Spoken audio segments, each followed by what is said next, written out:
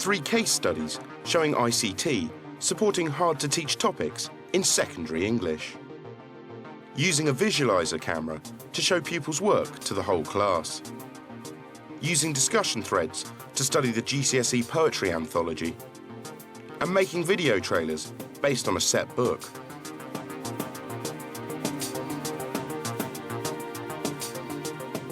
We're going to think about that list we had, aren't we? We're going to have that list of... At Easingwold School in Yorkshire, English teacher Philip Grossett uses a simple overhead visualiser camera to display material to the whole class. This is a visualiser, and it's, put simply, it's a camera on a stick. It plugs into a projector. It can plug into a laptop as well, but that's not the way I've used it in this setup. It allows me to project anything, any object, an exercise book, an artefact, an object. So I can grab an exercise book and I can present it, we can talk about it, we can analyse it together. I was hit by an icy heat, so I think I'll have that. What we're doing today is we're trying to turn a piece of prose into a piece of poetry. The cold clawed at my face like a provoked tiger, because it kind of fits in with the rest to die bit. Brilliant, OK. And we can discuss some of the word choices. I can get my pen out, I can start highlighting, questioning things, suggesting alternatives, and together we can make changes to a text in a way which is quick. It doesn't have to be planned, it's spontaneous, and which I think helps to engage children in the drafting process. You could put -30, comma, an icy heat. So you like say... Any text can become an interactive text. I think that's the key benefit, certainly in English, to the visualiser. We've got something lovely for us. There we go.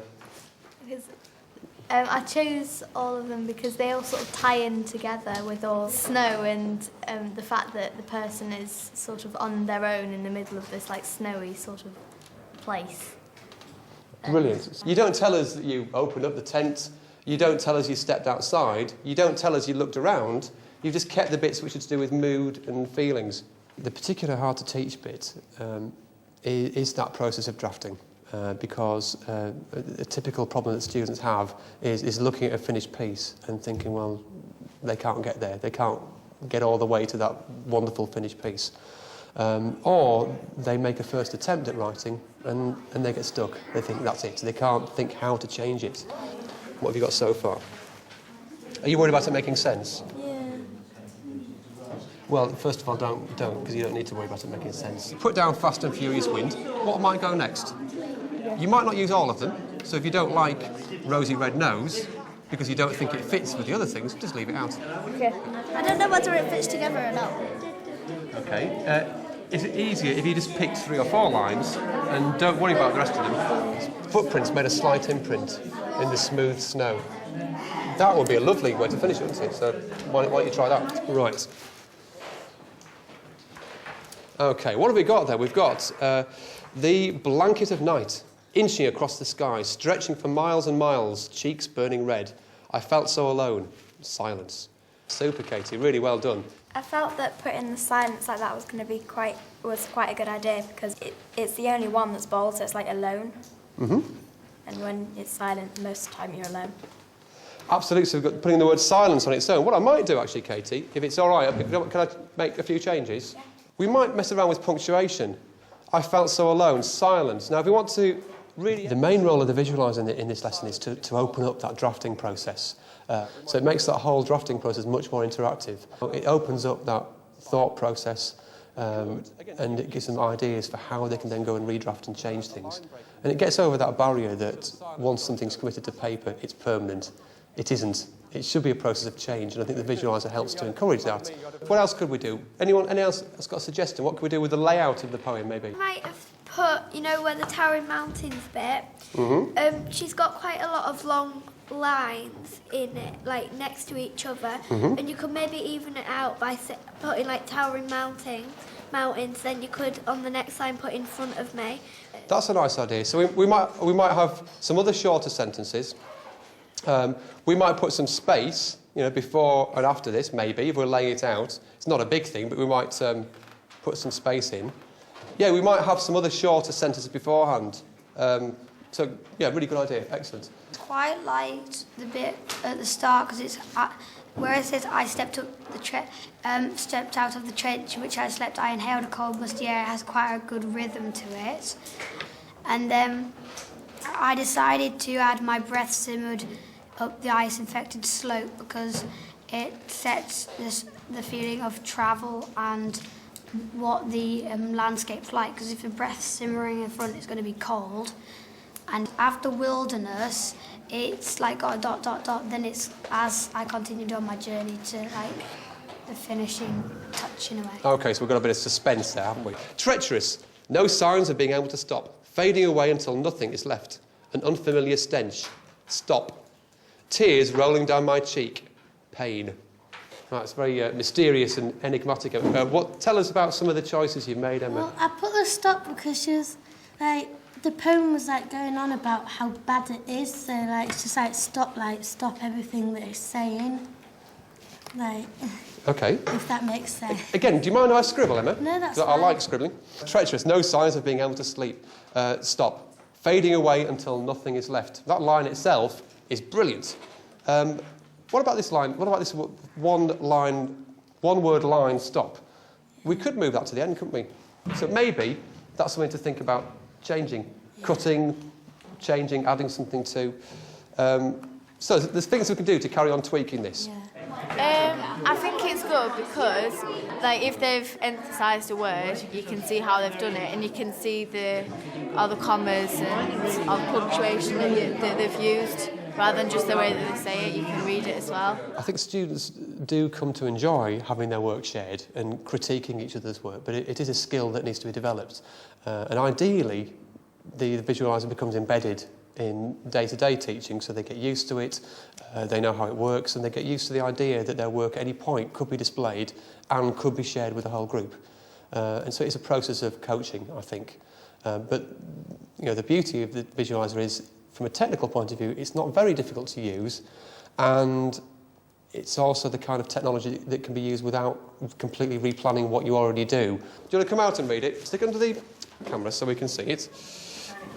I'll stand here so I can see it properly. Yeah, wherever you want to, wherever you can see it, Ebony, yeah? Silence. No one in sight for miles. Freezing snow burned. Coldness shooting up my spine like 1,000 crocodile jaws.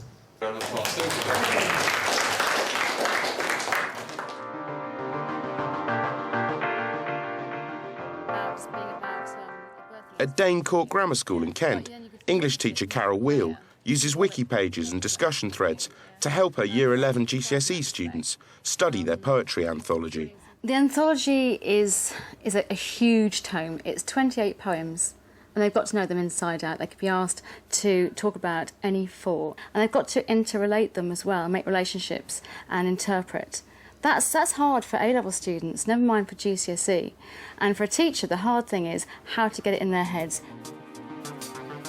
To help her pupils prepare for their exams, Carol set up some secure wiki pages on the school server with background information about all the poems.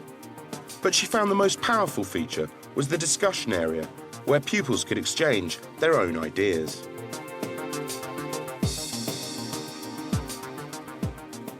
They call these whole-class online discussions Wiki Wars.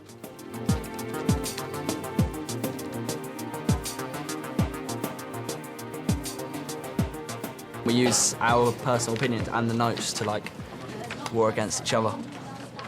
These are the comments from everyone so far. So Mariam's initial comment was, is the poem about love or hate? And then Bailey's commented saying, I believe the poem is about lack of love for another. The babysitter does not feel anything for the child, not even simple agape love. What do you think? And then Mariam's gone on, and then Mariam, and then now everyone's just getting involved in this. I'm going to chip into this now.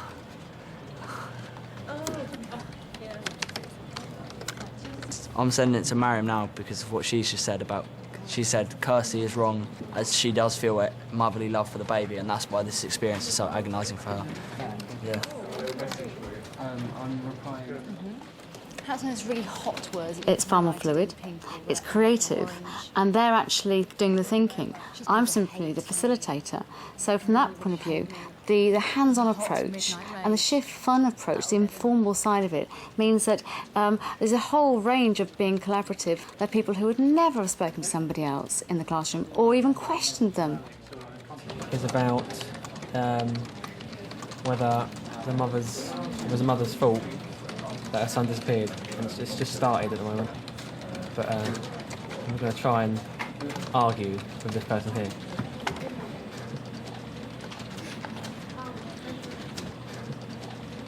It's about a mother losing her son, and the question that we're discussing is if the son of the mother is actually as good as she makes him out to be, because she actually glorifies him in this poem, but he left her. So could he have perhaps done something bad to make him leave? Some students are wiki-warring about several poems at the same time. Well, everyone's just ganging up on us because in babysitting, these three here are ganging up on us, and on digging, them two over there are just ganging on us, but I think we'll hold our own against them. In this poem, it's about how a lady is babysitting a baby, and she doesn't love the baby, but they're saying she does have feelings for the baby, but I believe that she doesn't have feelings for the baby. She cares more about how she is doing than the baby. But So I was wiki-warring with Alex, and I noticed that he's pretty much accepted that I've beaten him in the wiki-war because he's contradicted his earlier statement, saying that Healy's pen is better than his father's and grandfather's shovels, but then he's later said that they are equal, which I stated to him, so he's accepted that he's lost, really. Tom is going to the digging against Alex, and I'm going for the field mouse with Bailey. And we've been monitoring that while we've been attacking other people's poems. So Alex just responded, so better go and check that. Is that digging? The topics highlighted in purple are those under discussion, and there's been 60 views on the page that me and Alex are discussing, 13 replies, and Alex has just replied just now. I've not lost this wiki war. I believe you have not seriously read the poem and what it represents, as it is all about his admiration for his father and grandfather when he was young, and how now he's doing greater things than them. He's contradicted his previous statement, and I'm gonna talk about how, yes, I agree with Alex about the memories of how he admires his father and grandfather when they were young, but I think there's an equal mentions of Heaney's pen and literature and his father and grandfather's shovel. But you've got one little thing you've got to look at, the very second line, the squat pen rest, snug as a gun, that simile.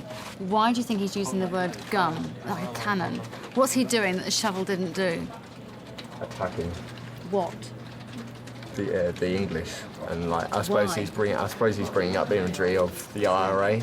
So do you think that Alex could be correct?